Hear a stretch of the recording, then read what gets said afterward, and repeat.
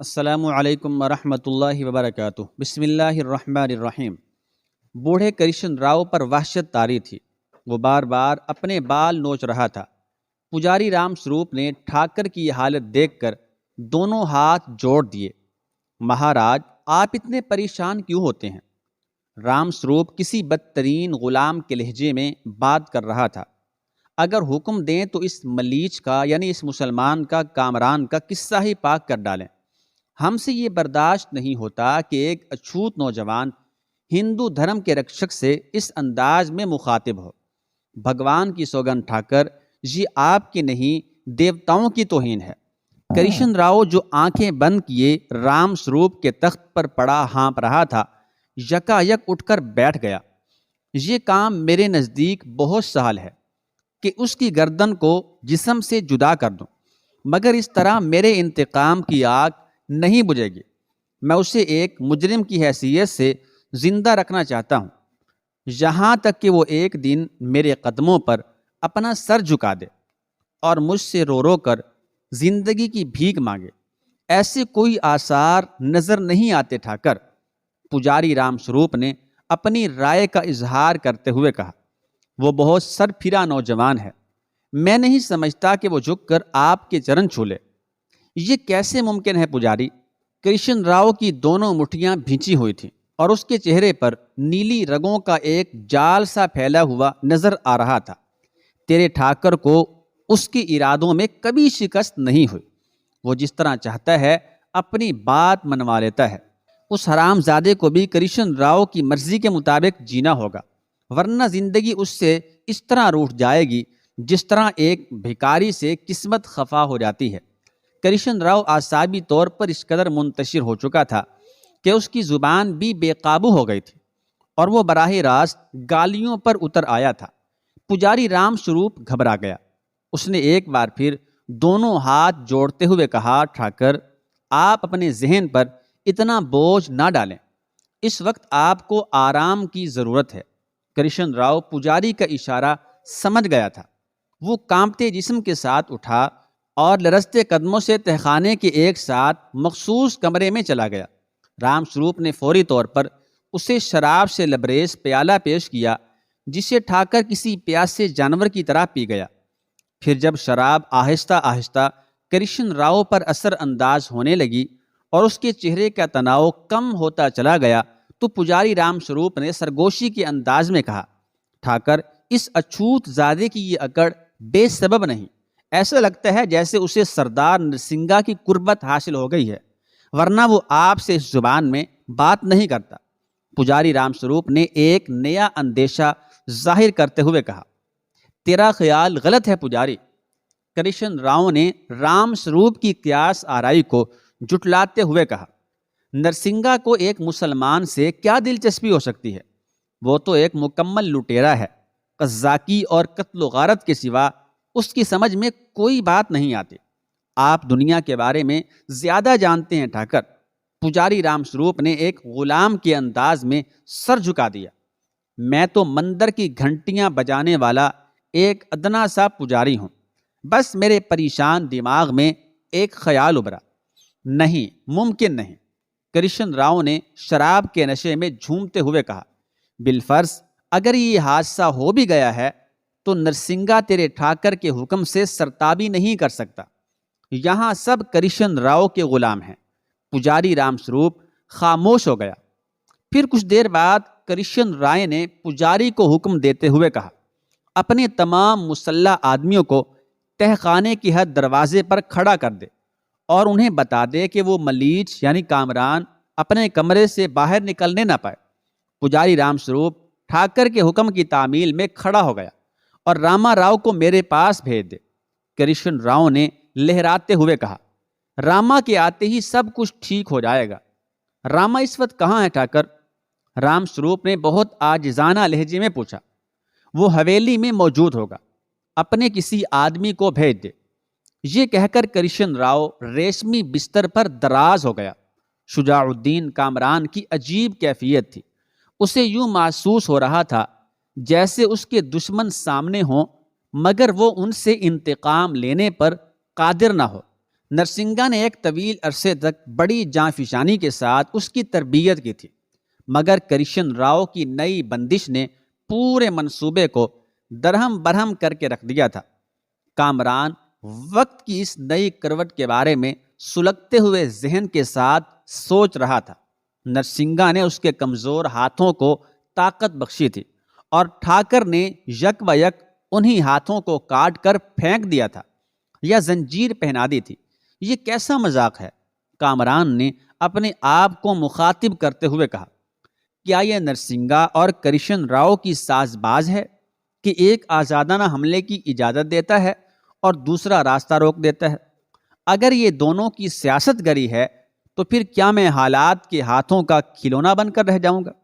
اس کشمکش میں وقت گزرتا رہا اور رات سر پر آ گئے۔ پھر جب حسب معمول دیوداسی شکنتلا کامران کے لیے کھانا لے کر آئی تو صورتحال یکسر بدلی ہوئی تھی۔ تہ خانے کی طویل راہداری میں قدم قدم پر مسلح آدمی نظر آ رہے تھے۔ کرشن راؤ کا خاص خدمتگار راما راؤ کامران کے کمرے کے عین سامنے پہرا دے رہا تھا۔ شکنتلا کو دیکھتے ہی راما راؤ سخت لہجے میں بولا، دیوداسی اس اچھوت کے سامنے کھانا ڈال کر فوراً واپس چلی آنا کہ اب تیرے لیے ٹھاکر کا یہی حکم ہے۔ شکنتلا لرز کر رہ گئی۔ کسی انجانے خطرے کے خوف سے اس کا دل دھڑکنے لگا تھا، مگر وہ ایک لمحے کی تاخیر کے بغیر سنبھل گئی اور سوالیہ نظروں سے راما راؤ کی طرف دیکھنے لگی۔ اب وہ چھوٹا ٹھاکر نہیں، ایک لعنت زدہ انسان ہے۔ راما راؤ نے انتہائی تحقیر آمیز لہجے میں کہا، بڑے ٹھاکر نہیں چاہتے کہ تجھ جیسی اعلیٰ نسل عورت اس ملیچ کو کھانا پہنچائے۔ بس یہ آخری رات ہے، کل اسے اچھوتوں کی بستی میں منتقل کر دیا جائے گا، پھر وہ انسانوں کے ہاتھوں کا بنا ہوا نہیں، کتوں کے آگے ہی بچی ہوئی غذا کھایا کرے گا۔ شکنتلا نے سر جھکا دیا، جیسا ٹھاکر کا حکم۔ یہ کہہ کر وہ آہستہ قدموں سے چلتی ہوئی کامران کے کمرے میں داخل ہو گئی۔ شجاع الدین کامران دنیا و ما فیہا سے بے خبر دونوں ہاتھ پشت پر باندھے ادھر سے ادھر ٹہل رہا تھا۔ شکنتلا نے فرش پر کھانا رکھ کر دروازہ اندر سے بند کر دیا۔ کامران کے انہماک میں کوئی خلل واقع نہیں ہوا تھا۔ اسے خبر بھی نہ ہو سکی کہ شکنتلا اس سے چند قدم کے فاصلے پر اداس کھڑی ہے۔ ٹھاکر، بالآخر شکنتلا نے اسے پکارا۔ کامران نے چونک کر دیوداسی کی طرف دیکھا، پھر ایک بے جان مسکراہٹ کے ساتھ بولا، مجھے تو تمہارے پیروں کی چاپ تک سنائی نہیں دی اور تم اتنے قریب آ گئے۔ کامران نے سوچے بغیر کہہ دیا تھا، مگر اس کی زبان سے ادا ہونے والے چند الفاظ نے شکنتلا کے جذبات کو تہو بالا کر کے رکھ دیا۔ یہ قربت بھی آج ختم ہو جائے گی۔ شکنتلا کی آواز لرز رہی تھی۔ کیا ہو گیا دیوداسی؟ کامران نے گھبرا کر پوچھا۔ تمہارے کمرے کے باہر راما راؤ پہرا دے رہا ہے، شکنتلا نے جواباً کہا۔ مجھے زیادہ دیر ٹھہرنے کی اجازت نہیں۔ میں نصف شب کے بعد، آدھی رات کے بعد اس خفیہ راستے سے آؤں گی، تم جاگتے رہنا۔ شاید یہ ہماری رفاقت کی، ہماری ملاقات کی آخری رات ہو۔ تم میرا انتظار کرنا، تم مت آنا شکنتلا، مجھے میرے حال پر چھوڑ دو۔ کامران ایک لمحے میں سب کچھ سمجھ چکا تھا۔ اس نے شکنتلا کو اپنی بدبختیوں کے سائے سے بچانے کی کوشش کی، مگر دیوداس کوئی جواب دیے بغیر تیزی سے دروازہ کھول کر چلی گئی۔ راما راؤ مستعد کھڑا تھا۔ شکنتلا کو دیکھتے ہی کہنے لگا، دیوداس تو نے دیر کر دی۔ راما راؤ کے چہرے پر شک کی پرچھائیاں لرز رہی تھیں۔ شاید تو نے اس کے ساتھ جانوروں جیسا سلوک نہیں کیا۔ نہیں راما، یہ بات نہیں۔ شکنتلا نے اپنے ہونٹوں پر جبری مسکراہٹ سجا لی۔ کئی ماہ سے میرا یہ معمول ہے کہ جب وہ کھانا کھا لیتا ہے تو میں برتن اٹھا کر کمرے سے باہر آتی ہوں۔ آج جب میں خلاف عادت واپس آنے لگی تو چھوٹے ٹھاکر نے مجھے روکا۔ پھر میں، راما راؤ نے انتہائی جارحانہ انداز میں مداخلت کی، اس بدذات کو چھوٹے ٹھاکر نہیں اچھوت کہو، ملیچ اور ناپاک کہہ کر پکارو۔ پھر وہ اچھوت۔ راما راؤ کے جابرانہ حکم کے بعد شکنتلا نے بظاہر منافقت تو اختیار کر لی کہ وقت کا تقاضا یہی تھا، مگر اس کے اندر کوئی چیز ٹوٹ کر بکھر گئی۔ مجھ سے کہنے لگا، کہ میں اتنی جلد کیوں واپس جا رہی ہوں۔ میں نے اسے ٹالنے کے لیے کہہ دیا کہ آج مجھے ایک ضروری کام ہے۔ یہ کہہ کر دیوداسی شکنتلا نے بڑی بے باکی کے ساتھ راما راؤ کی طرف دیکھا۔ میں نے مصلحتاً جھوٹ بولا کہ کہیں اس کے کانوں میں ٹھاکر کے نئے منصوبے کی بھنک نہ پڑ جائے۔ تو نے ٹھیک کیا دیوداسی۔ راما راؤ کے ہونٹوں پر ایک خبیث سی مسکراہٹ ابھر آئی۔ اور کوئی حکم؟ شکنتلا نے اپنے آپ پر جبر کرتے ہوئے کہا۔ آئندہ اس وقت تک اس کے کمرے میں نہ جانا جب تک تجھے ٹھاکر دوسرا حکم نہ دیں۔ راما راؤ نے ایک ایک لفظ پر زور دیتے ہوئے کہا۔ شکنتلا نے مصلحتاً سر جھکا دیا اور آہستہ قدموں سے اپنے کمرے کی طرف چلی گئی۔ اگرچہ اس کے سینے میں ایک حشر سا برپا تھا، لیکن وہ راما راؤ کے سامنے اپنے کسی جذبات کا اظہار کرنا نہیں چاہتی تھی۔ آدھی رات کے قریب شکنتلا اپنے کمرے کا دروازہ کھول کر راہداری کے موڑ تک آئے۔ اس کا خیال تھا کہ راما راؤ اور دوسرے مسلح محافظ شجاع الدین کامران کے کمرے کے سامنے موجود ہوں گے، مگر پوری راہداری خالی پڑی تھی اور راما راؤ بھی غائب تھا۔ شکنتلا نے اطمینان کی سانس لی اور اپنے کمرے میں پلٹ آئی۔ پھر وہ اس خفیہ راستے سے کامران کے پاس پہنچی۔ جیسے ہی دیوار میں شگاف نمایاں ہوا اور کمرے میں ہلکی سی گونج سنائی دی، کامران اٹھ کر بیٹھ گیا۔ شکنتلا تم؟ کامران کے لہجے میں ناگواری کا رنگ شامل تھا۔ کیا میں نے تمہیں یہاں آنے کے لیے منع نہیں کیا تھا؟ یہ کہتے کہتے کامران کی آواز سے غصہ بھی جھلکنے لگا تھا۔ شکنتلا کوئی جواب دیے بغیر آگے بڑھتی رہی۔ پھر جب وہ کامران کے قریب پہنچ کر فرش پر بیٹھ گئی تو اس کے ہونٹوں کو جنبش ہوئی۔ رائے زادہ، تمہارا حکم اپنی جگہ اور میرا فرض اپنی جگہ۔ کیا تم اس طرح نافرمانی کے گناہ کی مرتکب نہیں ہوئی ہو؟ کامران کے لہجے کی تلخی برقرار تھی۔ بے شک یہ گناہ مجھ سے سرزد ہو گیا، میں کسی وقت تم سے معافی بھی مانگ لوں گی، مگر یہ سچ ہے کہ میرے پاس گناہگار بن جانے کے سوا کوئی چارہ نہیں تھا۔ شکنتلا کی آواز سے گہری اداسی جھلک رہی تھی۔ اس کے بعد دیوداسی نے کامران سے اچانک اس صورتحال کے بدل جانے کا سبب دریافت کیا۔ کامران خاموش بیٹھا رہا۔ پھر شکنتلا کے اصرار پر اس نے سارا واقعہ سناتے ہوئے کہا، نرسنگا چاہتا ہے کہ میں اپنے دشمنوں سے انتقام لوں، بدلہ لوں، اور ٹھاکر کا حکم ہے کہ میں انسانی خون سے اپنا دامن رنگین کیے بغیر اس قید خانے سے باہر نہیں جا سکتا۔ شکنتلا لرز کر رہ گئی۔ ٹھاکر کی عیاریاں رنگ لا رہی تھیں اور وہ اپنے منصوبے پر بڑی سفاکی کے ساتھ عمل کر رہا تھا۔ دیوداسی کے چہرے پر کسی قبرستان جیسی ویرانی بسر رہی تھی۔ ٹھاکر، میں نے تم سے پہلے ہی کہا تھا کہ کرشن راؤ نقصان کی چیزوں کا کاروبار نہیں کرتا۔ شکنتلا بے اختیار ہو کر رونے لگی۔ وہ پرانا سود خور ہے، تم سے اپنی ایک ایک عنایت اور مہربانی کا حساب طلب کرے گا۔ کاش تم یہاں نہ آتے، یا پھر میری بات مان کر پہلے ہی فریب اور جبر کے اس زنداں سے نکل جاتے۔ شکنتلا، یہ گزرے زمانوں پر ماتم کرنے کا وقت نہیں ہے۔ کامران ایک بار پھر بگڑ گیا۔ میں نے تمہیں اسی لیے منع کیا تھا کہ آج کی رات تم میرے پاس نہ آنا۔ مجھے معلوم ہے کہ تم عورتوں کے پاس تانا زنی کے سوا کچھ نہیں ہوتا۔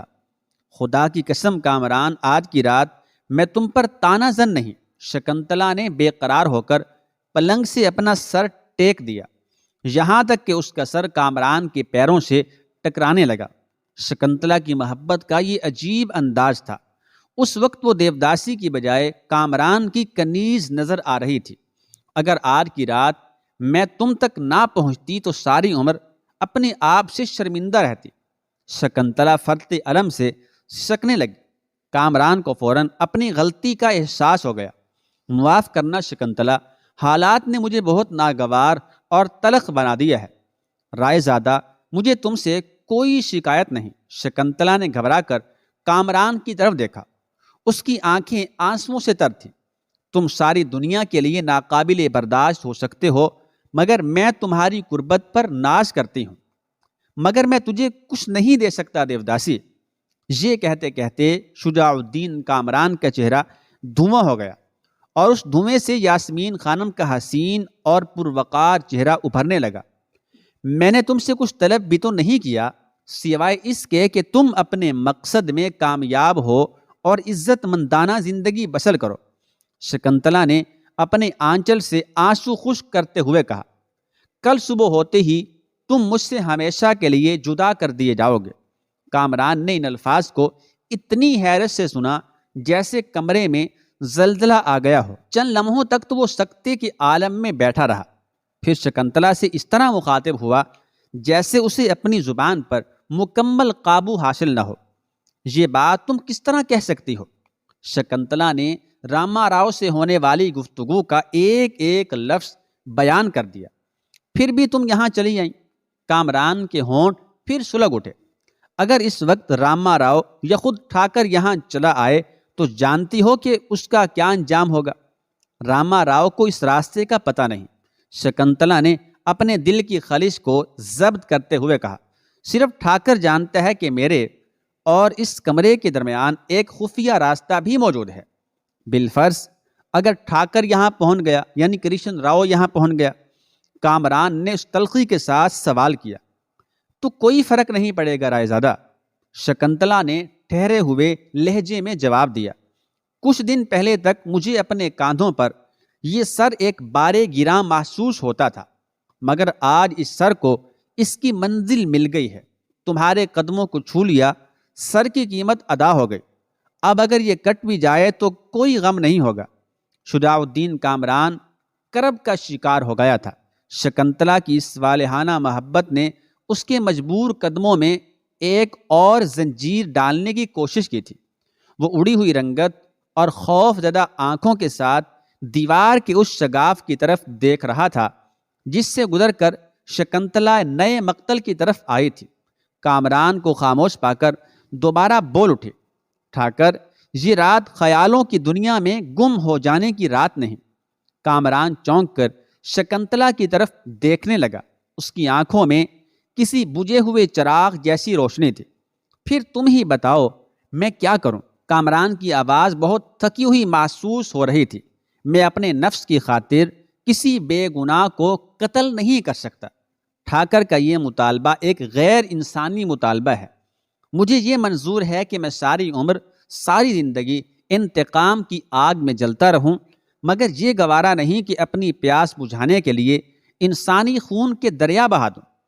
ٹھاکر تم سے یہی چاہتا ہے۔ بالآخر شکنتلا نے کرشن راؤ کا آخری راز بھی فاش کر دیا۔ پہلے وہ تمہیں ایک جفا پیشہ قزاق بنائے گا، یعنی چور اور ڈاکو بنائے گا۔ پھر تمہارے ہی ہاتھوں سے وہ قائم خان راجپوت اور دوسرے مسلمانوں کا قتل کرائے گا۔ اس کے بعد تم اس کے اشاروں پر رقص کرو گے۔ ایک مجرم کی حیثیت سے تمہاری ساری زندگی روپوشی کی حالت میں بسر ہوگی۔ یہ ہے کرشن راؤ کا منصوبہ، جس کے ذریعے وہ تمہاری ماں سے انتقام لینا چاہتا ہے، بدلہ لینا چاہتا ہے۔ شجاع الدین کامران سناٹے میں آ گیا۔ وہ کرشن راؤ کی اس فریب کاری کے بارے میں سوچ بھی نہیں سکتا تھا۔ کل کسی وقت وہ تمہیں کسی دوسری جگہ منتقل کر دے گا۔ شکنتلا نے مزید انکشاف کرتے ہوئے کہا، راما راؤ نے مجھے یہی بتایا ہے۔ پھر وہ تمہارے ساتھ اس وقت تک وحشیانہ ظالمانہ سلوک کرتا رہے گا جب تک تم اس کے مطالبات کے آگے سر نہیں جھکاؤ گے۔ کامران کے اعصاب پر شکنتلا کا ہر لفظ ایک آہانی ضرب تھا، مگر اس نے بے مثال قوت برداشت کا مظاہرہ کرتے ہوئے کہا، کیا نرسنگا کا وعدہ بھی محض ایک فریب ہے؟ بظاہر ستم گروں کے قبیلے مختلف ہیں، مگر ان کا مذہب ایک ہے، وہی صفاکی، وہی قتل و غارت، وہی جھوٹ اور وہی منافقت۔